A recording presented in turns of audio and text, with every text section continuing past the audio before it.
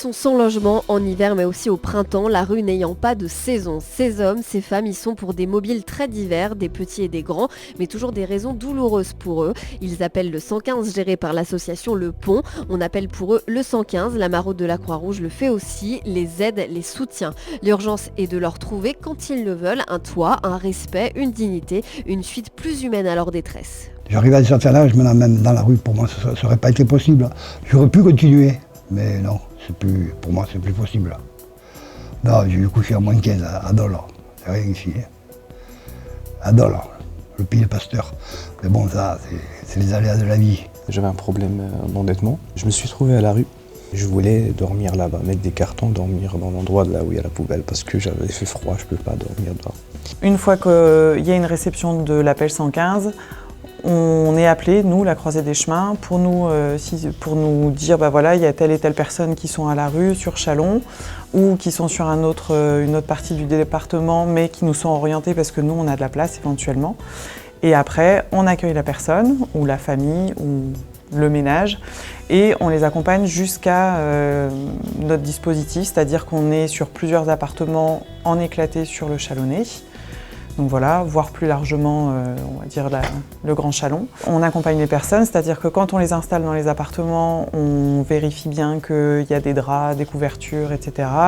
Tous les appartements sont équipés et on donne en général, en fonction des ressources des personnes, des kits urgence avec dedans les premiers, pour pouvoir répondre aux besoins fondamentaux. Et après, on leur fait signer ce qu'on appelle un contrat d'hébergement. Voilà, ça permet aux personnes d'être sur une durée pour qu'on puisse travailler avec eux l'évaluation sociale. L'hébergement d'urgence doit être vraiment qu'un sas assez rapide pour que les gens aillent sur d'autres réponses qui soient les plus adaptées à leur situation. On est à 57 places sur Châlons et Grand Châlons. En ce moment, on est en période hivernale et on a beaucoup de demandes. Donc on peut prendre des chambres d'hôtel en plus de notre dispositif. Voilà, on essaye au maximum de trouver des solutions pour éviter de payer l'hôtel qui est un coût important et qui n'est pas une solution pérenne, en tout cas en tant que telle, pour une réponse d'hébergement d'urgence. On propose une évaluation sociale où on retrace un peu tout le parcours de la personne, son parcours de vie, sa situation familiale, au niveau de l'emploi, de la santé,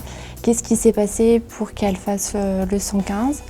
Et après, on propose une orientation donc qui peut être un accompagnement social pour les accompagner soit au logement autonome, ou soit on oriente sur un hébergement puisque du coup il y a besoin d'accéder aux droits et besoin d'un accompagnement social plus soutenu. René est passé de l'hébergement d'urgence à la maison Relais située à Saint-Marcel. Je suis installé ici et j'ai tout eu bénéfique. Parce qu'en général, je ne restais pas trop longtemps au même endroit. J'étais un peu beaucoup à droite à gauche. Et depuis que je suis ici, je ne bouge plus. D'abord parce que moi, la rue, j'ai trop vécu dedans. Et c'est une chose que je me rends compte que maintenant, parce qu'avant, les services sociaux, je ne les supportais plus, il y a longtemps. Mais maintenant, j'en ai besoin. Voilà.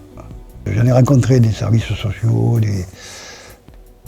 au moins, j'ai un travail social, j'aime pas changer. Comme on dit, voilà, j'en ai un, c'est ou quoi. Parce que si j'avais eu quelqu'un d'autre, je ne serais peut-être pas resté. Mais en ayant eu toujours la même personne, j'ai pu travailler avec et mettre tout en place. C'est pas tout le monde qui accepte ces certaines conditions. Parce que moi, je sais qu'avant, j'étais... Ouais. Tout ça, moi, ça me... C'est vrai que la liberté, comme on dit, maintenant, bon. J'accepte. Parce qu'avant, tout ce qui était sociaux, tout ça, je ne pouvais plus le voir. Ça a duré 30 ans. Alors, bon, vous dire. Ouais, il y a 15 ans en arrière, je vous ai envoyé en étant poli balader. Depuis que je suis avec la Croisée de Chemin, ça va mieux en fait moralement. Pourquoi? Parce que, exemple hier, j'avais un rendez-vous parce qu'en fait je voulais travailler, je peux pas. J'ai pas de voiture. Il m'a trouvé une solution, il a fait une demande pour avoir un crédit de voiture.